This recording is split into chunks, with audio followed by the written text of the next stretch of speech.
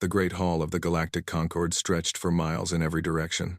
Its walls were made of living crystal that pulsed with soft light. The ceiling showed the stars themselves, a window into the endless black of space. Here, the rulers of 17 different species gathered to discuss the fate of worlds. High Arbiter Kethral stood at the center of the speaking platform. His scales gleamed under the starlight, each one a deep shade of purple that marked him as royalty among the Sitheks. His people were warriors, conquerors. They had built an empire across 300 star systems, and they hungered for more. But today, Kethral was not here to discuss conquest. He was here to ask a question that had bothered his people for generations. "I demand to know," he said, his voice echoing through the vast chamber, "why Sector 7G remains closed to us." A murmur ran through the assembled delegates. The insectoid cricks clicked their mandibles in agreement. The gas giant dwelling Omneth flickered with curious colors. Even the stone-like breviary shifted their massive bodies to pay attention. Sector 7G was a mystery. A single yellow star on the edge of known space, surrounded by a quarantine zone that no ship was allowed to enter. The prohibition was older than most civilizations in the Concord. No one remembered why it existed. No one questioned it, until now. "The quarantine has stood for 12,000 years, replied Ambassador Veth of the Omnith, his gaseous form swirling with annoyance. "Why question it now?" "Because my people need resources," Kethral answered. "Our war with the Cricks drains us dry. The asteroid belts of Sector 7G contain minerals worth more than entire star systems. And what guards them? Nothing but an ancient law and primitive radio signals from a single planet. The law exists for a reason," said a new voice. Everyone turned. The speaker was not a delegate. It was something far older. The Valanthi rarely attended assembly meetings. They had no need for politics or trade. They were ancient beyond measure, their bodies made of crystal that had formed when the galaxy was young. They watched, they remembered, and sometimes, when they felt it necessary, they spoke. This Valanthi was known only as the Witness. It was said to be the oldest living being in the galaxy. Its crystalline form towered above the other delegates, casting rainbow shadows across the floor. "The law exists," the Witness repeated, "because we created it. Long ago. Before your species crawled from your birth seas. Arbiter. Before the Cricks built their first hive. Before any of you existed. We found what lives in Sector 7G. Kethral narrowed his eyes. "And what lives there that frightens the mighty Valanthi?" The Witness was silent for a long moment. When it spoke again, its voice was different. Softer. Almost sad. "They call themselves humans." Another murmur rippled through the assembly. Humans. The word meant nothing to most of them. A primitive species on a primitive world. Radio signals and chemical rockets. Nothing worth fearing. "We found them long ago," the Witness continued. "They were barely more than animals then. They fought each other with sharpened stones and lived in caves. But we saw something in them, something that made us watch more closely." "What did you see?" asked one of the breviary, its voice like grinding rocks. "Potential. Terrible potential." The Witness's crystal body flickered with old memories. They learned faster than any species we had ever encountered. In the time it took other civilizations to discover fire, they had built cities. In the time it took others to build cities, they had split the atom. They grew faster than anything we had ever seen. Kethral laughed. "So they are intelligent. Many species are intelligent. This is no reason to fear them. You do not understand." The Witness moved closer, and despite himself, Kethral took a step back. "It is not their intelligence that makes them dangerous. It is what lies beneath it. We studied them, Arbiter. We watched them for thousands of years. And what we saw terrified us." The hall fell silent. No one had ever heard a Valanthi admit to fear. "They are not bound by logic," the Witness said. "They do not follow the laws that govern all rational life. They will sacrifice themselves for abstract concepts. They will die for ideas. They will burn their own worlds rather than surrender them. And worst of all, they remember. They hold grudges for generations. They pass their hatreds from parent to child like precious gifts." "Superstition," Kethral said, but his voice was less certain now. "Old stories to frighten children. I wish that were true." The Witness turned to address the entire assembly. "We made contact with them once. Just once. We sent a delegation to their world when they were still young. We meant to guide them. to help them, to show them the path to the stars. What happened? Asked Ambassador Veth. They welcomed us at first. They were curious, eager to learn. But then one of our scientists made a mistake. He treated one of their leaders with disrespect. A small thing. A breach of protocol that would mean nothing to any civilized species. The witness paused. They killed him. Not quickly, not cleanly. They kept him alive for days, learning everything they could about our biology, about our weaknesses. And then, they broadcast a message to our ships. What message? Kethril asked. 2 words. Leave now. We thought it was a bluff. We had technology they could not imagine, weapons they could not comprehend. We sent a single warship to demonstrate our power, a small display. Nothing that would harm their world. Just enough to show them their place. The witness's form flickered again. They destroyed it. We still do not know how. They were using wooden sailing ships on their oceans, but somehow they destroyed a Valanthi warship. When we sent investigators to learn what happened, they found nothing. The humans had taken everything. The technology, the bodies, the records, everything. Impossible, said one of the Krix delegates. No primitive species could destroy Valanthi technology. That is what we thought. So we sent a larger force. 50 ships, enough to conquer any world in the galaxy at that time. And, Kethral demanded, none returned. We received a final transmission from the fleet commander before all contact was lost. She said they had been boarded, that the humans were inside the ships, that they were everywhere and nowhere. And then she said something that has haunted us ever since.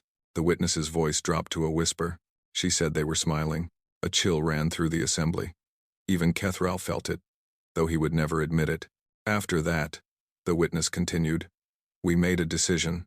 We would not try to conquer the humans. We would not try to contact them again.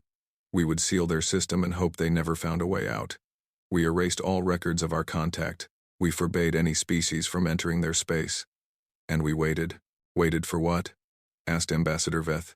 For them to destroy themselves. That is what we hoped. They are violent, self-destructive. They fight each other constantly. We believed they would burn their world to ash before they ever reached the stars. The witness turned back to Kethral. But they have not destroyed themselves. They have grown. They have built machines that fly. They have touched their own moon. And every day, they come closer to breaking free of their quarantine. You are asking us to fear a species that has barely left their own world, Kethral said. This is madness. I am asking you to heed our warning. The witness's voice hardened. The quarantine must hold. No one must enter Sector 7G. No one must make contact with the humans, because if you do, if you provoke them, if you give them a reason to turn their eyes toward the stars with anger in their hearts, you will doom us all. Kethral was silent for a moment. Then he laughed. I have heard enough. The mighty Valanthi, rulers of the ancient galaxy, afraid of animals who have barely discovered spaceflight. This is not wisdom. This is senility. Several delegates laughed with him. The Krix clicked their mandibles in amusement. Even some of the Omneth flickered with skeptical colors. I move to lift the quarantine, Kethral announced. Let us see these humans for ourselves. Let us show them what true power looks like. I second the motion, said the Krix delegate. The witness said nothing. It simply stood there, ancient and silent, as the assembly voted. The motion passed by a wide margin. Only the Valanthi voted against it. And when the vote was finished, the witness turned and began to drift toward the exit. Where are you going? Kethral called after it. The witness did not turn around. Home, it said. To prepare. Prepare for what?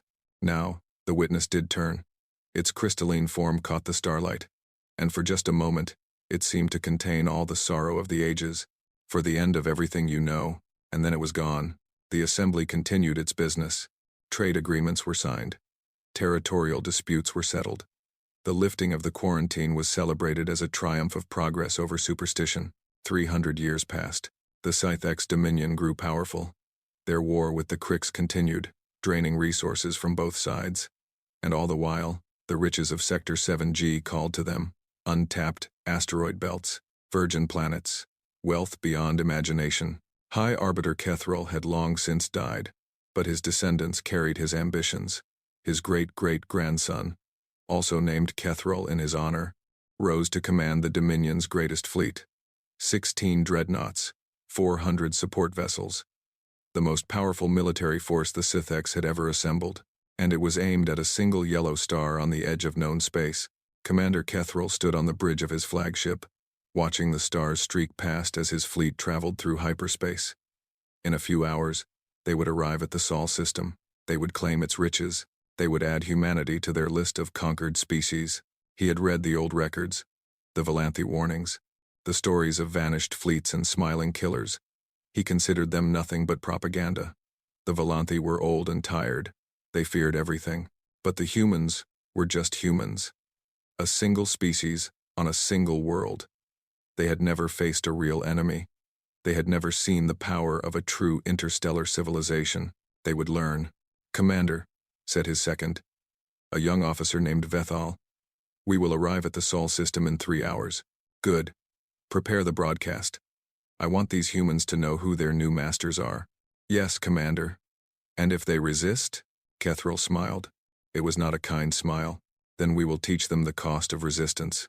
The fleet dropped out of hyperspace at the edge of the Sol system. Kethril looked at the view screen and saw the yellow star at the center, surrounded by its collection of planets. The third one from the star was his target, a blue and green world covered in water and vegetation.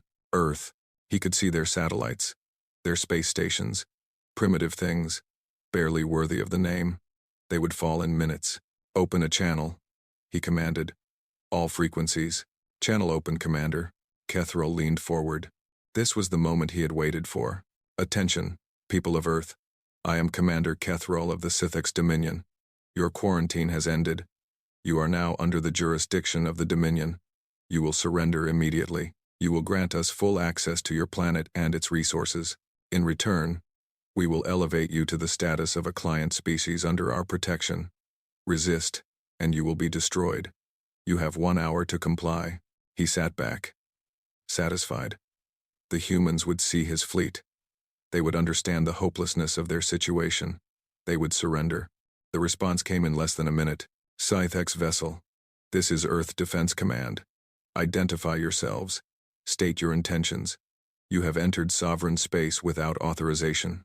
Kethril frowned. This was not the fearful response he had expected. "I have already stated my intentions, human. You will surrender. Immediately." There was a pause. Then the human voice returned. "We decline. Leave." 2 words. Just like the Volanthi legend. Kethril felt a chill run down his spine, but he pushed it aside. He would not be frightened by coincidence. "You misunderstand your position," he said. "I have 16 dreadnoughts, 400 warships, enough firepower to glass your entire planet. Surrender is not a request." Another pause. Longer this time. Then a different voice came through the channel. Older. Calmer. A voice that had seen things Kethril could not imagine. "Sithx Commander. This is Admiral Chen of Earth Defense Command. I'm going to say this once, so listen carefully. We know who you are. We know why you're here. And we know what you did to the Volanthi fleet 3,000 years ago." Kethril's blood went cold. That was impossible. The Volanthi had erased all records. "That's right," Admiral Chen continued. "We found their ships. We studied them. We learned from them. We've been preparing for this day for a very long time. You're bluffing. Maybe. Or maybe the Volanthi should have wondered how a species with wooden ships managed to board their vessels." The Admiral's voice hardened. "Last chance, Commander. Turn around. Go home. Tell your people that Earth is not worth the cost. Because if you stay, if you fire a single shot, we will show you exactly why the Elders sealed us away." Kethril's hand trembled. For just a moment, he considered retreat. For just a moment, he remembered the old stories, the warnings, the fear in the witness's voice. Then his pride took over. "Fire on their orbital stations," he commanded. "Show them what happens to those who defy the Dominion." "Commander, are you sure? The Elder warned us about—" "I said fire." The weapons officer hesitated for just a second. Then he obeyed. The beams lanced out from the dreadnought, striking the nearest human station. It exploded in a ball of fire and debris. Secondary explosions rippled through its structure as atmosphere vented into space. Kethril smiled. Let the humans see what true power looked like. Then Admiral Chen's voice came through one final time. You were warned. The channel went dead, and somewhere in the cold depths of space, the humans began to move. The first attack came 3 days after Commander Kethral destroyed the orbital station. He had expected immediate retaliation, a desperate counterattack by primitive ships that his fleet would crush without effort. Instead, there was nothing. The humans went silent. Their remaining stations powered down. Their ships retreated to low orbit around Earth. Kethral took this as a sign of surrender. He moved his fleet closer, preparing to begin the occupation. He was wrong. The attack did not come from Earth. It came from behind. A supply ship at the rear of the fleet exploded without warning. Then another. Then 3 more. By the time Kethral realized what was happening, 12 of his support vessels were nothing but burning wreckage. "Report!" he screamed. "What hit us?" "Unknown. Commander." The sensor officer was staring at his screens in disbelief. "We detected no weapons fire, no missiles, no energy signatures. The ships just exploded." "Ships do not just explode. Find me answers." But there were no answers. The Sithx had the most advanced sensors in the known galaxy. They could detect a shuttle at 10 light-years. They could track a missile across an entire star system. They could not find what was killing them. More explosions rippled through the fleet. A fuel tanker erupted, taking 2 nearby frigates with it. A communications relay was torn apart from the inside. One of the dreadnoughts reported intruders in its engineering section, then went silent. "They're inside us," Vethal whispered. "Commander, they're inside our ships." "Impossible. Our shields are up. Our hulls are sealed." "Then how are they doing this?" Kethral had no answer. He watched his view screen as another dreadnought listed to one side, smoke pouring from its engines. Something had crippled its power systems, something that had gotten inside without triggering a single alarm. "Get me Admiral Chen," he ordered. "Now." The communications officer worked frantically. After several minutes, the human's face appeared on the view screen. She looked calm, almost bored. "Commander Kethral. Having trouble? What are you doing? What weapons are you using?" Admiral Chen smiled. It was the smile from the old stories, the smile that had haunted the Valanthi for 3,000 years. "Weapons? We haven't fired a single weapon yet, Commander. These are just our welcome gifts. Small packages we attached to your ships while you were making your speech. Our people have been aboard your vessels since you arrived." "That's impossible. You scanned for technology. You scanned for energy signatures. You didn't scan for people floating in the void with nothing but a suit and a bomb." Her smile widened. "Did you know humans can survive in space for almost 2 minutes without protection? Just long enough to attach a surprise to your hull and get back to the shuttle." Kethral felt sick. "You sent your own people into space without protection?" "We sent volunteers. Thousands of them. People who knew they might not come back. People who chose to risk their lives for their world." She leaned forward. "That's what you don't understand about us, Commander. We're not afraid of death. We've been dying for our homes since before your species existed. It's what we do." Another explosion. Another ship lost. "Call them off," Kethral demanded. "We'll negotiate. You destroyed our station. You killed 800 people. Engineers, scientists, families." Chen's voice was cold as ice. "There will be no negotiation. There will only be consequences." The channel went dead. The attacks continued for 6 hours. By the time they stopped, Kethral had lost 93 ships. Not to weapons fire, not to enemy fleets, to humans who had floated through space with bombs strapped to their backs, found their targets, and completed their missions even as they died. Kethral ordered a retreat to the outer system. He needed time to regroup, time to understand what he was facing. But the humans did not give him time. The second wave came from the asteroid belt. Mining ships, cargo haulers, vessels that looked like they had been built in a scrapyard from spare parts and prayers. They should not have been able to fight a Sithx patrol boat, let alone a dreadnought, but they did not fight like Sithx. They fought like humans. The first mining ship came in on a collision course with the dreadnought Vengeance. The Sithx gunners opened fire, confident in their superior weapons. The mining ship exploded under their barrage, and then the debris kept coming. The humans had packed the ship with metal fragments, millions of pieces of shrapnel, traveling at the same speed as the original vessel. The Vengeance's shields held against the first wave, but the second wave brought more ships. More debris. More fragments. Death by 1,000 cuts. The Vengeance's shields failed after 40 minutes of continuous bombardment. Once they were down, a single human ship flew directly into the dreadnought's exposed hull. The explosion killed everyone on board. "They're ramming us," Bethal said, his voice hollow. "They're using their own ships as missiles." "No species does that," Kethral replied. "No species sacrifices ships and crew for a single kill. Humans do." The battle lasted for 3 weeks. The Scythex had superior technology, superior numbers, superior everything. It did not matter. The humans did not play by the rules of civilized warfare. They did not meet the Scythex fleet in open battle. They hid. They waited. They struck at supply lines and fuel depots. They used tricks that no rational species would consider. They dropped rocks from asteroids onto Scythex positions. They hacked into communication networks and broadcast false orders. They captured a damaged frigate and flew it back to the fleet with a skeleton crew, only to detonate a hidden bomb once it was inside the defensive perimeter. They turned every advantage against the Scythex. The dreadnoughts were powerful, but they were slow.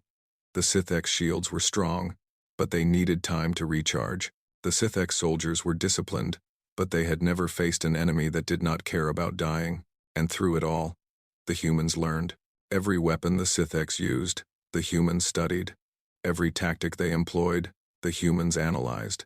Every piece of technology they left behind, the humans collected. 6 months into the war, the first human ship with Scythex-style shields appeared. It was crude, unstable. It failed after a single battle, but the second one worked, and the third one worked better, and by the time a year had passed, human ships were appearing throughout Scythex space with technology that should have taken centuries to develop. Commander Kethral sent a message to the Dominion High Command. He had lost half his fleet. He had failed to take Earth. He had failed to even establish a foothold in the Sol system, and now the humans were pushing back. The response from High Command was immediate. Reinforcements were on the way. The Dominion would not be humiliated by primitives, but Kethral knew the truth. He had seen it in the eyes of his soldiers. He had felt it in his own heart. The Scythex were afraid. The reinforcements arrived 2 months later. Another 12 dreadnoughts. 300 support ships. Fresh troops who had never faced humans. Who still believed the war would be easy. They learned quickly. The humans had changed their tactics. They were no longer content to defend. They attacked. Constantly. Relentlessly. They hit targets throughout Scythex territory, appearing from nowhere and vanishing before reinforcements could arrive. They bombed fuel depots. They assassinated commanders.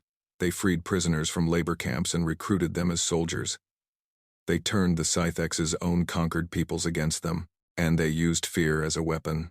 The Scythex were used to enemies who fought with honor, enemies who announced themselves, enemies who followed rules. Humans followed no rules. They killed in silence. They struck in darkness. They left messages written in blood on the walls of command centers. They broadcast the screams of dying Scythex soldiers on military frequencies, letting the sound echo through every ship in the fleet. They made the Scythex afraid to sleep. Admiral Kethral, as he was now called after his father's death in battle, received a captured human soldier for interrogation. He wanted to understand. He needed to know what drove these creatures. The human was a woman, small, thin. She had killed 7 Scythex soldiers with nothing but a knife before they captured her. "Why do you fight?" Kethral asked her. "You cannot win. We have more ships, more soldiers, more resources. You must see that this war will end only one way." The woman looked at him with eyes that held no fear, no anger, just cold, patient determination. "You attacked our home," she said. "You killed our people. You threatened our children. So you fight for revenge?" "No." She smiled that terrible smile. "We fight because that's what we do. We've been fighting since before we could stand upright. We fought animals. We fought the weather. We fought each other. We fight because it's in our blood. It's who we are." "Then you are animals," Kethral said. "Savage beasts who cannot control their instincts." "Maybe." The woman leaned forward, as far as her restraints would allow. "But we're the beasts who tamed fire, who split the atom, who walked on our moon and dreamed of stars. And now we're the beasts who are coming for you. You will lose. Eventually one of us will lose. But it won't be today. And it won't be tomorrow. And every day we survive. We get stronger. Every battle we fight, we learn more. Every weapon you use against us becomes a weapon we use against you." Her smile widened. "How long do you think you can keep this up, Admiral? How many soldiers are you willing to sacrifice? How many ships? How many worlds?" Kethral said nothing, "Because I can tell you exactly how many we're willing to sacrifice." She looked directly into his eyes. "All of them. Every last one. We will burn our own worlds before we let you take them. We will fight to the last human. The last child. The last breath. That's what your elders tried to warn you about. That's why they sealed us away." She sat back. "We don't know how to stop. We never have. And you just gave us a reason to keep going forever." Kethral had the woman executed. It did not make him feel better. The war dragged on. Years passed. The Sithx threw everything they had at humanity, and humanity threw it back twice as hard. The Dominion's economy crumbled under the strain. Worlds that had been conquered generations ago began to rebel, inspired by human resistance. The Krix, smelling weakness, increased their attacks on Sithx borders, and the humans kept coming. They took their first Sithx colony world in the 7th year of the war, a small planet called Veth Prime. The Sithx had expected them to destroy it, to glass the surface and kill everyone on it. Instead, the humans occupied it. They set up hospitals. They offered food and shelter to the Sithx civilians. They treated the wounded soldiers and released them. It was the cruelest thing they could have done, because the soldiers went home with stories. Stories of humans who could have killed them but chose not to. Stories of kindness mixed with terror. Stories that made no sense. How could a species that fought like demons also show mercy like saints? The answer came from a human broadcast, transmitted on all frequencies so every Sithx in the galaxy could hear it. "People of the Dominion, this is Admiral Sarah Chen of the Human Alliance. Your leaders started this war. Your soldiers invaded our home. Your weapons killed our families. But we do not hold you responsible for the crimes of your rulers. We know that most of you never wanted this. You were following orders. You were doing your duty. We understand duty." A pause. "So we're offering you a choice. The civilians on Veth Prime are free to leave whenever they wish. The soldiers we captured will be returned to their families. We take no pleasure in killing those who cannot fight back. That is not who we are." Another pause. Longer. When Chen spoke again, her voice was harder.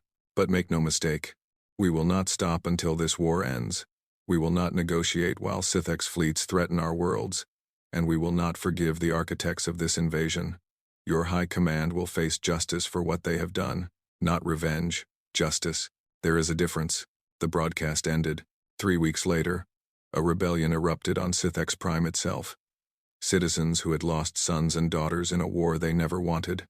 Soldiers who had seen the enemy up close and no longer believed the propaganda. Leaders who knew the war was lost and wanted to save what they could. Admiral Kethral died in the fighting. Some said he was killed by rebels. Others said he took his own life when he realized what he had unleashed upon his people. The truth died with him. The war officially ended 11 years after it began. The Treaty of Sol was signed in the same great hall where the Valanthi had given their warning centuries before. The Sithx dominion was broken. Not destroyed, the humans had made sure of that. But diminished. Reduced. A shadow of what it had once been. And humanity stood among the stars for the first time. Not as supplicants or subjects, but as conquerors who chose to show mercy. The Valanthi watched in silence. They had predicted war. They had predicted destruction. They had not predicted this. The witness spoke to the human ambassador after the treaty was signed. "You could have destroyed them," it said. "You had the power, the justification. Why did you spare them?" The ambassador, a young man named David Chen, grandson of the admiral who had first faced the Sithx, considered the question carefully. "Because we're not just warriors," he said finally. "We're builders too. Healers, teachers. We've spent our whole history learning how to destroy, but we've also learned how to create, how to forgive, how to move forward. The Sithx would not have shown you the same mercy. I know. That's why we had to show it to them. Someone has to be first. Someone has to break the cycle." He smiled, a human expression that the Valanthi were still learning to read. "Besides, we're going to need allies for what comes next." "What comes next?" "The Krix. The others. Everyone who's watching to see what happens now." The ambassador's smile faded. They've seen what we can do in war. Now we need to show them what we can do in peace. That's how we survive. That's how any of us survive. The witness was silent for a long time. Perhaps, it said finally, we were wrong about you. No. David Chen shook his head. You were right about us. Everything you said was true. We are dangerous. We are relentless. We don't know how to stop. But you forgot something important. What? We get to choose what we don't stop doing. And we choose to build, to help, to protect. His voice hardened. But if anyone else comes for our home, they'll learn the other side of us real fast. That part hasn't changed. That part never will. The witness understood. For the first time in millennia, it felt something it had thought impossible. Hope. But out in the galaxy, others were watching. Others were calculating. Others were convinced that the Scythex had simply been weak. The Crix Collective had learned nothing from the war they had witnessed, and they were about to make the same mistake. The supreme mind of the Crix Collective watched the humans with 1,000 eyes. The Crix were not like other species. They did not think as individuals. They were a hive, billions of bodies connected to a single vast intelligence. Each Crix drone was a cell in a greater organism. Each queen was a node in an endless network of thought, and the supreme mind was the brain that controlled it all. For 15 years, the supreme mind had studied humanity. It had watched them defeat the Scythex. It had analyzed their tactics, their weapons, their psychology. It had dissected every battle, every decision, every apparent weakness, and it had concluded that the Scythex were simply incompetent. The Dominion had sent 16 dreadnoughts. The Crix would send 1,600. The Scythex had relied on superior technology. The Crix would rely on overwhelming numbers. The Scythex had fought a war of pride. The Crix would fight a war of extermination. There would be no negotiation, no mercy, no survivors. The Supreme Mind gathered its forces in the darkness between stars, a fleet larger than any in galactic history, ships that blotted out the light of suns, soldiers numbered in the trillions. The humans had defeated an empire. Now they would face a hive. On Earth, the warning came 3 days before the invasion. Admiral Sarah Chen had retired after the Scythex War, but she had trained her replacement well. Admiral James Okonkwo stood in the command center of Earth Defense Command, watching the sensor data scroll across his screens. How many? He asked. We're still counting, sir. The sensor officer's voice was steady, but her hands trembled. Current estimate is 1,600 capital ships, support vessels in the hundreds of thousands. Troop transports carrying. We don't have a number. Trillions, maybe. The Crix don't do anything small. No, sir. Okonkwo studied the display. The Crix fleet was still 2 days out, gathering at the edge of the solar system. They were making no attempt to hide. Why would they? They wanted Earth to see what was coming. They wanted humanity to despair. They didn't understand humans at all. Send word to all defense stations, Okonkwo ordered. Begin evacuation of non-essential personnel from orbital platforms. Activate the deep space network. And get me a channel to the Valanthi. The Valanthi, sir? They've been watching us since the Scythex War. Time to find out whose side they're on. The witness appeared on his screen an hour later. Its crystalline form flickered with colors that human eyes could not fully process. Admiral Okonkwo, I wondered when you would call. You've seen the Crix fleet. I have seen it. It is the largest military force assembled in 10,000 years. Can we beat them? The witness was silent for a long moment. The Scythex came to conquer. The Crix come to exterminate. They will not make the same mistakes. They will not underestimate you. They will not stop until every human is dead, or your species proves impossible to kill. That's not an answer. No, it is not. The witness's form pulsed slowly. I have watched your species for millennia. I have seen you survive ice ages and plagues. I have seen you split atoms and touch the stars. I have seen you defeat enemies who should have crushed you without effort. But this, it paused. This is different. The Crix are not like the Scythex. They feel no fear. They know no hesitation. They are a billion minds working as one. So we can't win? I did not say that. I said this is different. In all my years I have learned one truth about humanity. Whenever I believe I know what you are capable of, you prove me wrong. Okonkwo smiled grimly. That's something, at least. There is one more thing. The witness leaned closer to the screen. The Crix believe they understand you. They have studied your tactics, your weapons, your history. They think they know how you fight. And they studied the humans who defeated the Scythex. They have not considered what a cornered humanity might do, what a desperate humanity might become. The witness's form flickered with something that might have been concern. Neither have I. Then I guess we'll all find out together. The channel closed. Okonkwo turned to his officers, men and women who had trained their entire lives for a war they hoped would never come. Behind them, screens showed the evacuation in progress, civilian ships fleeing to Mars colonies, military personnel taking positions throughout the system, the entire human species preparing for the fight of its existence. The Cricks think they're facing the same humans who fought the Scythex, Okonkwo said. They're wrong. We've had 15 years to prepare, 15 years to learn, 15 years to build. He pulled up a tactical display. The Scythex taught us how to fight. Now the Cricks are going to teach us how to survive. The first wave of Crick ships arrived at the edge of the solar system on schedule. The Supreme Mind had calculated every variable, predicted every possible human response. It expected resistance. It expected casualties. It had factored these into its plans.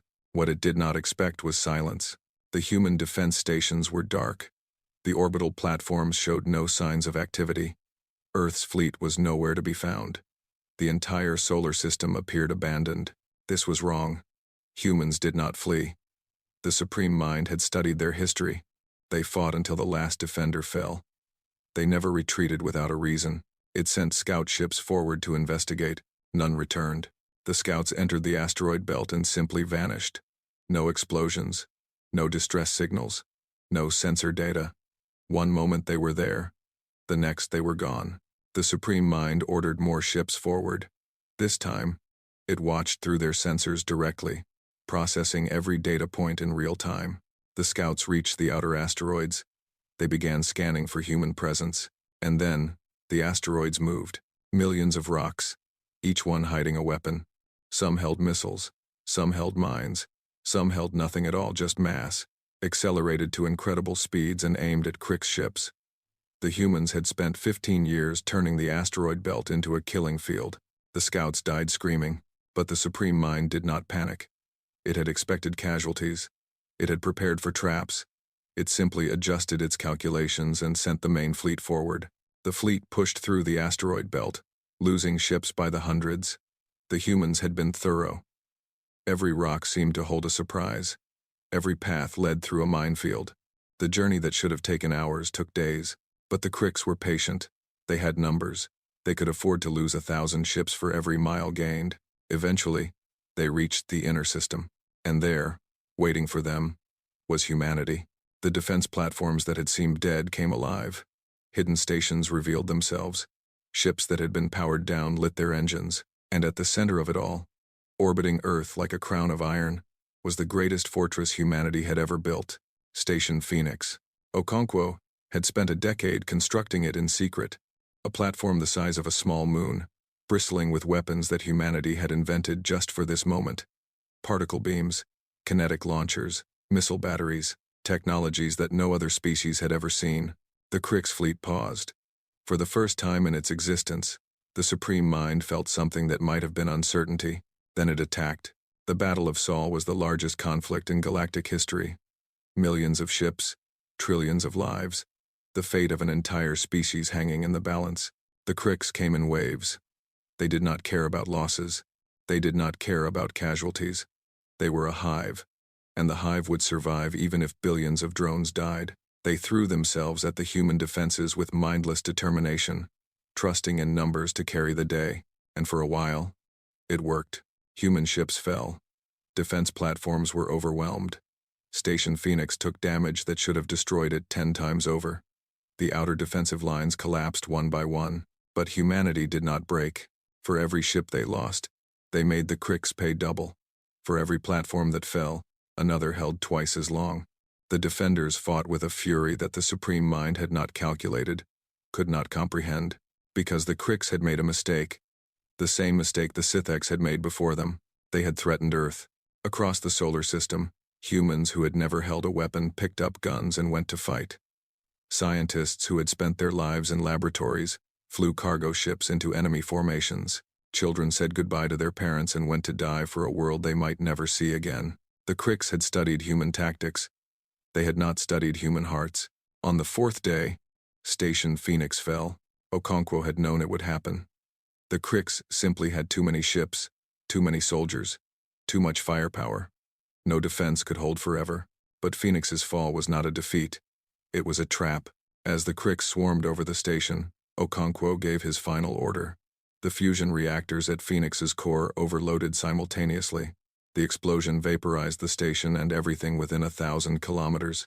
300 Cricks capital ships died in an instant. Okonkwo died with them. His last words, broadcast on all frequencies, were simple. For Earth, the Supreme Mind reeled. It had lost more ships in that single explosion than the entire HFY War had cost them. Its calculations were in ruins. Its predictions were worthless. And the humans kept fighting. With Phoenix gone, humanity fell back to the final line of defense. Earth itself. The Cricks expected this to be the end. The humans had nowhere left to run. Their fleets were shattered. Their stations were destroyed. All that remained was a single world, guarded by whatever forces humanity had left. The Supreme Mind ordered the final assault. What it found was a nightmare. Earth was not just defended. Earth was weaponized. Every ocean hid submarines loaded with nuclear missiles. Every mountain contained bunkers packed with soldiers. Every city was a fortress. Every citizen was a soldier. The humans had spent 15 years preparing their homeworld for this moment, and they had done something else. Something the Cricks had never considered. They had reached out to the SciFX. The ships that dropped out of hyperspace behind the Cricks fleet were not human. They were SciFX, former enemies who had learned what the Cricks had not. That humanity was terrible in war, but generous in peace. The SciFX had come to repay a debt. Caught between the human defenses and the SciFX fleet, the Cricks faltered. For the first time in the battle, the Supreme Mind considered retreat. But retreat was not in the Cricks' nature. They were a hive. They did not flee. They won, or they died. They chose death. The battle raged for 9 more days. The Cricks threw everything they had at Earth. The humans threw everything back. Cities burned. Continents shook. The sky itself seemed to crack under the weight of weapons fire. And then, on the 9th day, something broke. The Supreme Mind had always assumed it was invincible. 1 billion minds working as one. A network of thought that spanned star systems. Surely nothing could threaten such a being. But the humans had been listening to Cricks' communications since the war began. They had learned how the hive worked, how the queens connected to the Supreme Mind, how information flowed through the collective. They had found the weaknesses. On the 9th day, human special forces launched simultaneous attacks on 17 Cricks command ships. Not to destroy them, that was impossible, but to plant something in their communication systems. A virus, a weapon that the Cricks had never faced before. Chaos. The virus spread through the hive network like wildfire. It corrupted data. It crossed signals. It made the Supreme Mind see enemies where there were none, and miss enemies that were right in front of it. For the first time in its existence, the hive was confused, and in that moment of confusion, the humans struck. Coordinated attacks across the entire system. Every remaining ship, every surviving soldier, every weapon that could still fire. They hit the Cricks with everything they had left. The Cricks lines shattered. The Supreme Mind tried to regain control, tried to reestablish order. But the virus was everywhere now, spreading faster than it could be contained. Drones turned on each other. Queens gave contradictory orders. Ships collided with their own allies. The greatest hive in the galaxy was tearing itself apart, and the humans did not stop. They hunted the surviving Crick ships across the system. They destroyed troop transports by the thousands. They showed no mercy, gave no quarter. They had been pushed to the edge of extinction, and now they pushed back with all the fury their species could muster. By the end of the 10th day, the Cricks invasion force was destroyed, not defeated, destroyed. Of the 1,600 capital ships that had entered the Sol system, fewer than 100 escaped. The trillions of drones that had dreamed of conquering Earth were dead, their bodies floating in the void between worlds. And humanity, battered and bloodied but unbroken, stood victorious. The Supreme Mind retreated to its core systems to rebuild. It had lost more than ships and soldiers. It had lost something far more precious, its certainty. For the first time in 10,000 years, the Krix collective knew fear, and out in the galaxy, everyone else was watching. The Valanthi, the Omnith, the Brevari, the dozen smaller species who had assumed humanity would be crushed. They had all been wrong. The elders had warned them. They had said humanity was dangerous. They had said the humans should be left alone. No one had listened. Now everyone understood. But the war was not over. Humanity had survived the invasion. Now they had to decide what to do next, and their answer would change the galaxy forever. The celebrations on Earth lasted 3 days. 3 days of joy. 3 days of relief. 3 days of mourning for the billions who had died defending their home. Then humanity went back to work. Admiral Maria Santos stood before the Council of Nations in the rebuilt United Earth Parliament. She was young for an admiral, just 42 years old. But the war had killed most of the senior officers. Those who remained had been promoted by necessity and hardened by loss. "The Krix will be back," she said. Her voice was calm, but her eyes held a fire that had not been there before the war. Their invasion failed, but their hive survives. The Supreme Mind is wounded, not dead. Given time, they will rebuild. They will return with an even larger fleet, and next time, they will not underestimate us. The council chamber fell silent. "We have 2 choices," Santos continued. "We can wait here, rebuild our defenses, hope that the next invasion takes long enough for us to prepare. Or," she paused, "or we can take the fight to them." The debate lasted for weeks. Some argued for defense. Earth was wounded. The fleet was shattered. Humanity needed time to recover. Others argued for attack. The Krix had shown that they would never stop. As long as the Supreme Mind existed, humanity would never be safe. Better to strike now, while the enemy was weak. In the end, they voted for war. Not a war of conquest, not a war of revenge, a war of survival. Humanity would find the Krix. They would destroy their ability to threaten Earth. They would make sure that no species ever dared to attack humanity again. The counter-invasion began 6 months later. The human fleet that left Earth was not the desperate force that had defended the solar system. This fleet was designed for offense. Fast ships with heavy weapons, troop transports carrying soldiers who had learned to fight in the vacuum of space, a mobile force that could strike anywhere and disappear before the enemy could respond. And at the center of the fleet, a new flagship, the UES Vengeance. Admiral Santos commanded from its bridge, watching the stars streak past as humanity traveled to war. Behind her, the crew worked in focused silence. They knew what was coming. They knew what was at stake. They were not afraid. The Krix homeworlds were scattered across a vast region of space.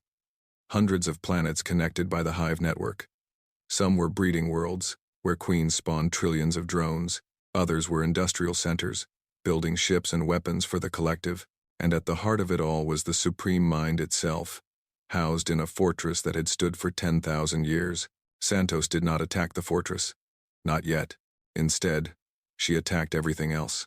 The first target was a breeding world called Nexus Prime. The Krix expected an assault from space orbital bombardment, landing parties, the standard tactics of civilized warfare. Instead, humanity used fire. Nexus Prime had an atmosphere rich in methane. Human scientists had discovered this during their analysis of Krix systems. They had designed a weapon specifically for this world. The missiles launched from Santos's fleet did not carry explosives.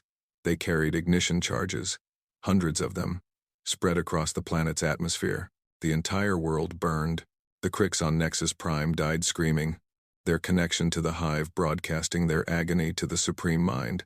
The queens, the drones, the billions of lives that had hoped to spawn the next invasion of Earth, all of them, gone in a firestorm that lasted for weeks. Humanity had announced its presence. The Supreme Mind responded immediately. Fleets were dispatched to protect key systems. Defenses were strengthened around industrial worlds. The Hive prepared for a war unlike any it had faced before. But humanity did not fight like the Hive expected. They did not meet fleets in open battle. They did not siege industrial worlds. They did not follow any pattern the Supreme Mind could predict. They simply appeared, attacked, vanished. Human ships struck at supply lines, destroying convoys before they could reach their destinations. Human soldiers infiltrated Krix stations, planting bombs that exploded days or weeks after they had gone. Human hackers attacked the Hive network, spreading chaos and confusion through the collective mind. And always, they learned. Every battle taught humanity something new about the Crix. Every captured piece of technology was analyzed and improved. Every weakness was exploited, then exploited again in ways the Crix never anticipated. The war spread across Crix space like a disease. Santos divided her fleet into strike groups, each one operating independently.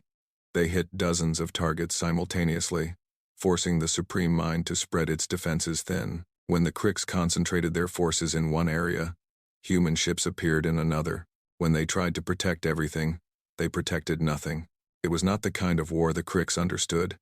It was not even the kind of war most humans understood. It was something new.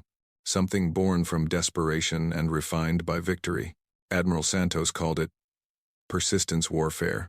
We don't need to destroy every ship, she explained to her officers. We don't need to conquer every world. We just need to keep hitting them until they can't hit back, until they understand that the cost of fighting us is higher than any benefit they could ever gain. And if they don't understand? Asked her second-in-command, a young captain named Chen, grandnephew of the legendary Admiral Sarah Chen. Then we keep hitting them until there's nothing left to hit. The turning point came 18 months into the counter-invasion. Human forces had discovered something unexpected. Not all Crix were loyal to the Supreme Mind. On the outer edges of Crix space, there were colonies that had been cut off from the hive network, queens who had developed their own thoughts, drones who had learned to question. The Supreme Mind called them defectives, failures. It hunted them whenever they appeared, purging any sign of individual thought from the collective. But humanity saw something else. Admiral Santos sent envoys to the defective colonies. Not soldiers, not spies, just humans who wanted to talk, who wanted to understand. The conversations were difficult. The Crix defectives had never spoken with another species before. They did not trust easily. They expected treachery at every turn, but humanity was patient. Over months of careful diplomacy, an understanding emerged. The defective Crix did not want to be part of the hive. They wanted to think their own thoughts, live their own lives. They had been fighting for survival against the Supreme Mind since before humanity existed. And now, for the first time, they had allies. The alliance changed everything. The defective Crix knew the hive network better than any outsider could. They knew its weaknesses, its secrets, its fears. They shared this knowledge with humanity, and humanity shared something in return. Hope. You are not defective, Santos told the Queen who led the largest defective colony. You are free, and we will help you stay that way. The Queen's response was simple. Then let us show you how to destroy the mind that imprisoned us. The assault on the Supreme Mind's fortress was the largest military operation in human history. 300 human ships, 50,000 soldiers, and alongside them, the defective Crix queens and drones who had finally found the courage to fight back against the intelligence that had enslaved their kind for millennia. The fortress was everything the Crix had ever been. A structure the size of a small planet, bristling with weapons, shielded by technology that had held off attackers for 10,000 years. A monument to the power of the collective mind. It fell in 6 days, not because humanity was stronger, not because the defective Crix were braver. It fell because the Supreme Mind had never considered the possibility of betrayal. The fortress's defenses were designed to stop external attacks. They were not designed to stop Crix ships that carried the right codes, ships that had been given access generations ago. Access that the Supreme Mind had never thought to revoke. The defective queens knew these codes. They shared them with humanity. Human soldiers poured through gaps in the defenses that the Supreme Mind had not known existed. They fought through corridors designed for creatures with 6 legs and compound eyes. They pushed deeper into the fortress than any outsider had ever gone. And at the center, they found the Supreme Mind itself. It was not what they expected. Santos had imagined a computer, a machine, something that could be destroyed with explosives or disabled with a virus. Instead, she found a creature. The Supreme Mind was biological, a massive organism, larger than a city, that had grown over millennia to encompass the central core of the fortress. Its tendrils spread throughout the structure, connecting to the hive network, processing the thoughts of a billion Crix across the galaxy. It was alive, and it was afraid. You cannot destroy me, it said, speaking directly into Santos's mind. I am the collective. I am the hive. Without me, the Cricks will become animals again. Mindless drones without purpose or direction.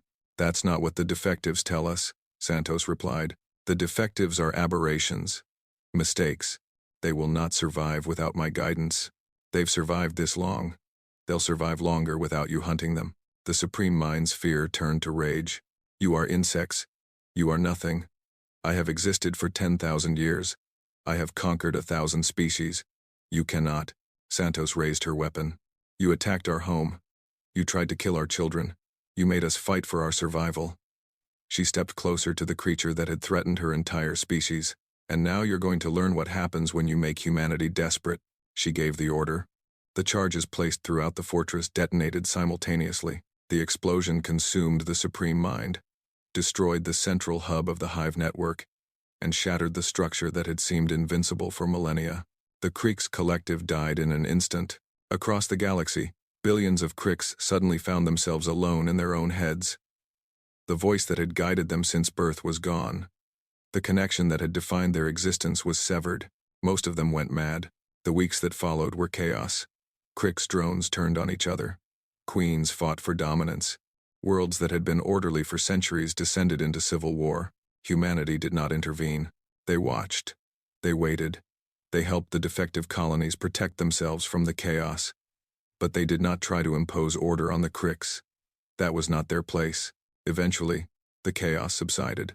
The strongest queens established control over their own territories. The surviving drones formed new, smaller collectives. The Cricks race did not die, it transformed. And when the transformation was complete, the new Cricks leaders sent a message to Earth. They did not ask for forgiveness. They did not offer excuses. They simply stated a fact. The war is over. We will not attack again. Humanity accepted the message without celebration. There was nothing to celebrate. Too many had died. Too much had been destroyed. But there was something to build on. Santos met with the defective queen who had helped plan the assault on the Supreme Mind. The meeting took place on a neutral world, far from both human and Crick space. Your people are free now, Santos said. What will you do with that freedom? The queen considered the question carefully. Her species had been enslaved to the collective mind for so long that freedom was still a strange concept. We will learn, she said finally. We will grow. We will become something new. She paused. And we will remember what you did for us. Not the killing. That was necessary. We will remember the hope. Hope? You showed us that the Supreme Mind was not invincible. That change was possible. That even the oldest chains can be broken. The Queen's compound eyes focused on Santos. We will remember that, Admiral. And when your species needs allies, you will find them among us. It was not friendship. It was too early for friendship. But it was a beginning. Santos returned to Earth as a hero, the woman who had led humanity's counterattack, the woman who had destroyed the Supreme Mind, the woman who had proven that no threat, no matter how vast, could overcome human determination. She did not feel like a hero. She felt tired. She felt old. She felt the weight of every life that had been lost under her command. But she also felt hope. Humanity had faced 2 invasions. They had survived both. They had proven themselves to the galaxy. Now they had to decide what kind of species they wanted to be. Not just warriors, not just survivors, something more. The Galactic Concord was watching. The Valanthi were waiting. A universe of possibilities was opening before humanity, and for the first time in their history, humans were ready to reach out and grab it. But they would do it their way, on their terms, because that was what it meant to be human. 50 years had passed since the first Cethex ship entered the Sol system. 50 years of war. 50 years of loss. 50 years of learning what humanity was capable of when pushed to the edge of extinction. Now it was time for something new. The Great Hall of the Galactic Concord was as magnificent as it had always been. Crystal walls that pulsed with light. A ceiling that showed the stars themselves. Delegates from dozens of species gathered to discuss the fate of worlds. But the atmosphere was different now. The Cethex delegation sat quietly in the corner, their once proud scales dull with age and defeat. The Cricks representatives, the few queens who had emerged from the chaos after the Supreme Mind's destruction, huddled together, still learning how to think as individuals. The Omnith flickered nervously. The Brevari shifted their massive bodies with uncertainty. Everyone was waiting. Everyone was afraid. The doors at the far end of the hall opened, and the human delegation entered. There were only 5 of them, a small group compared to the dozens of delegates from other species. But as they walked down the central aisle, every eye in the chamber followed them. Every mind focused on their approach. Commander Sarah Chen led the delegation. She was the granddaughter of Admiral Sarah Chen, who had first faced the Scythex invasion. She was the great-niece of Captain Chen, who had died defending Station Phoenix against the Crix. She carried the weight of her family's legacy in every step. Behind her walked 4 others, a general who had led ground forces against the Crix, a scientist who had cracked the Hive Network's codes, a diplomat who had negotiated the alliance with the defective queens, and a poet who had written the words that kept humanity's spirit alive during the darkest days of the war. They reached the speaking platform and stopped. For a long moment, no one spoke. The hall was silent except for the soft hum of the living crystal and the distant whisper of stars. Then the witness emerged from the shadows. The ancient Volanthi had not changed in 50 years. Its crystalline form still towered above the other delegates.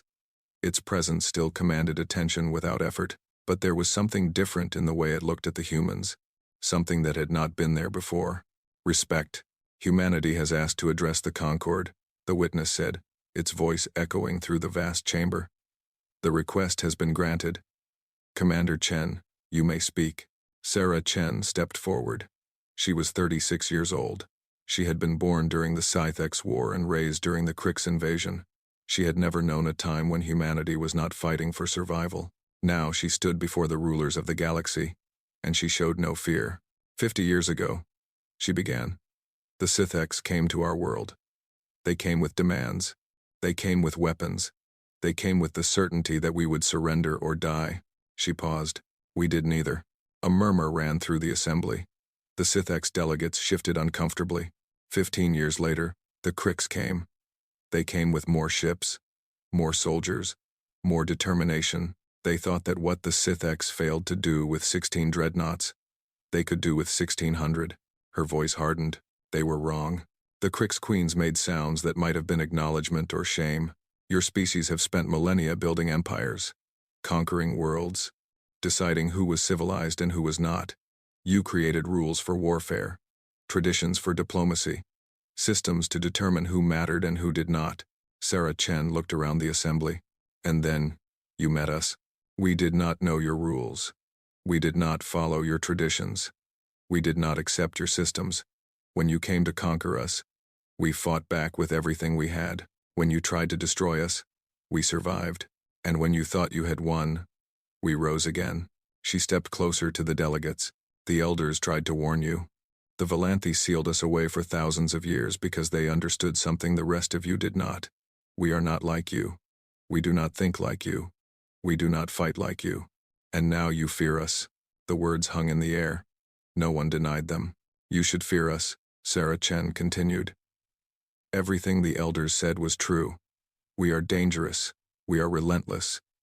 We hold grudges for generations. We fight with a fury that your species cannot comprehend. When you threaten our homes, our families, our future, we become something terrible. She paused. But that is not all we are. The tone of her voice changed. Softer now. Almost gentle. When the Scythex War ended, we could have destroyed the Dominion. We had the power, the justification. Instead, we rebuilt their worlds. We treated their wounded. We gave them a chance to survive. She gestured toward the Scythex delegation. Ask them. Ask them if we showed mercy. Ask them if the species that terrified the Volanthi also built hospitals on conquered worlds. The Scythex ambassador, an old male with faded scales, nodded slowly. It is true, he said. We expected extinction. We received compassion. Sarah Chen turned to the Crix delegation. When the Supreme Mind fell, the Crix collective collapsed into chaos. Millions of your kind went mad. Worlds burned. Your entire civilization nearly destroyed itself. The queens shifted uneasily. We could have let you die. We could have finished what the war started. Instead, we helped the survivors find stability. We protected the defective colonies until they could protect themselves. We gave your species time to learn how to be free. One of the queens spoke, her voice clicking and strange to human ears. You destroyed our mind, our unity, everything we were. The Supreme Mind enslaved you, Sarah Chen replied. It controlled your thoughts. It decided your purpose. It hunted any cricks who dared to think for themselves. She met the Queen's compound eyes. We did not destroy your species. We liberated it. What you do with that freedom is your choice. But you have the chance to make that choice. That is more than the Supreme Mind ever gave you. The Queen fell silent. Sarah Chen turned back to the full assembly. So here is the truth about humanity. We are capable of great destruction. We have proven that beyond any doubt. When you push us to the edge, we push back with everything we have. We do not stop. We do not surrender. We do not forgive easily. But we are also capable of great creation, great kindness, great hope. We build as fiercely as we fight. We heal as passionately as we destroy. We dream of a future where our children do not have to live in fear. She raised her voice. The elders called us monsters. They were half right. We are monsters who build hospitals, predators who teach our prey to stand beside us, warriors who would rather have friends than enemies. We did not ask for these wars. We did not seek conflict with any species in this galaxy. We were content on our own world, looking up at the stars and dreaming of what we might find among them. You came to us. You threatened us. You tried to destroy us. And now we stand before you, not as conquerors, not as supplicants, as equals. She paused, letting the weight of her words settle over the assembly. We are claiming our place in this galaxy. The quarantine is over. The isolation is finished. Humanity is here, and we are not going anywhere. You can accept us as partners. You can trade with us. Learn from us. Let us learn from you. Together, we can build something better than any of us could build alone. Or, you can fear us. You can scheme against us. You can plot and plan and wait for a moment of weakness. Her voice dropped, cold and certain. But know this. If anyone else attacks our home, they will learn what the Sithx learned, what the Cricks learned, what the Elders tried to warn you about for thousands of years. We do not know how to stop. We never have. So choose wisely. Silence fell over the great hall. The delegates looked at each other. Old rivals who had spent centuries competing for power. Ancient species who had thought themselves above the young races. Conquerors who had never faced a species that could conquer back. All of them. Humbled by a people who had clawed their way from caves to stars in the blink of a cosmic eye. The witness spoke first. You have proven everything we feared about you, it said. And everything we hoped. What did you hope? Sarah Chen asked. The ancient Volanthi moved closer. Its crystalline form caught the starlight, scattering rainbows across the floor. We hoped that when you finally joined the galaxy, you would bring something new, something none of us possessed. Its voice was soft, almost gentle. We hoped you would bring the courage to choose mercy over vengeance, to build instead of destroy, to reach out your hand to former enemies. The Sithx attacked you, and you rebuilt their worlds. The Cricks tried to exterminate you, and you freed them from slavery. You have every reason to hate, every justification for revenge, and yet here you stand, offering partnership. That is not weakness, Commander Chen. That is strength beyond anything we have seen in 10,000 years. The witness turned to address the full assembly. I propose that humanity be granted full membership in the Galactic Concord, with all rights, all privileges, all responsibilities. They have earned this through blood and sacrifice. But more importantly, they have earned it through wisdom and compassion. How did the delegates vote? The votes came quickly. The Omnith voted yes. They had watched humanity from the beginning and seen something precious in them. The Brevari voted yes. They had been neutral in the wars, but they recognized strength when they saw it. The Sithx voted yes. They had been enemies once. Now they knew better. The Crix Queens voted yes, one by one. They owed humanity their freedom, even if they did not fully understand it yet. Every species voted yes, every single one. Sarah Chen stood on the speaking platform, watching the votes register. She felt the weight of history settling around her shoulders, the culmination of 50 years of war, the beginning of something new.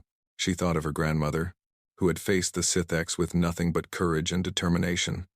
She thought of her uncle, who had died aboard Station Phoenix to buy humanity a few more hours. She thought of all the billions who had fallen defending Earth and fighting for survival. They had given everything so that this moment could happen.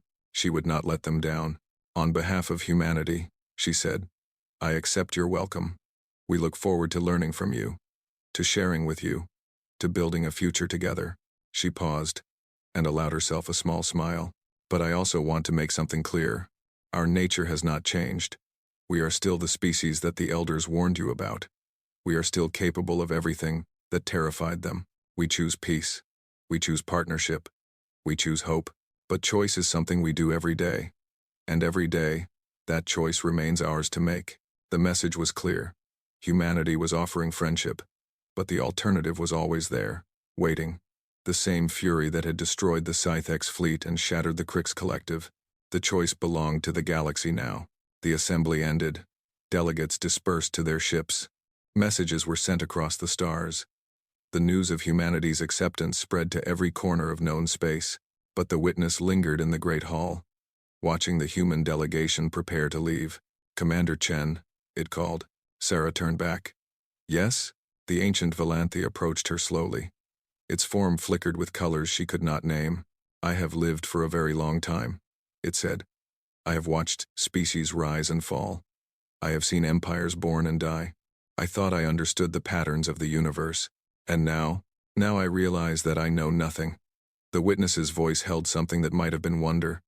"You are unlike anything we have ever encountered. You terrify me, and you give me hope. Which feeling is stronger?" The witness considered the question. "Today, hope." Sarah Chen smiled. Not the cold smile that her enemies had learned to fear. A warm smile. A human smile. "Then we're making progress." She turned and walked out of the Great Hall, leaving the witness alone with the stars. The future was uncertain. There would be challenges ahead. Not every species would accept humanity's rise. Not every conflict would end peacefully. But for the first time in 10,000 years, the galaxy had something it had lacked. A species that refused to give up. Refused to surrender. Refused to accept that some problems could not be solved. A species that carried both destruction and creation in their hearts, and chose every day which one to embrace. The elders had warned them about humans. They should have listened. But perhaps, in the end, that warning was not about fear. Perhaps it was about hope. Hope that somewhere in the vast darkness of space, there was a species that could change everything. Hope that had finally found its answer. In a small blue world orbiting a yellow star, 8 billion humans looked up at the sky and saw their future. And for the first time in history, the stars looked back without fear. The war was over. The peace had begun. And humanity was just getting started.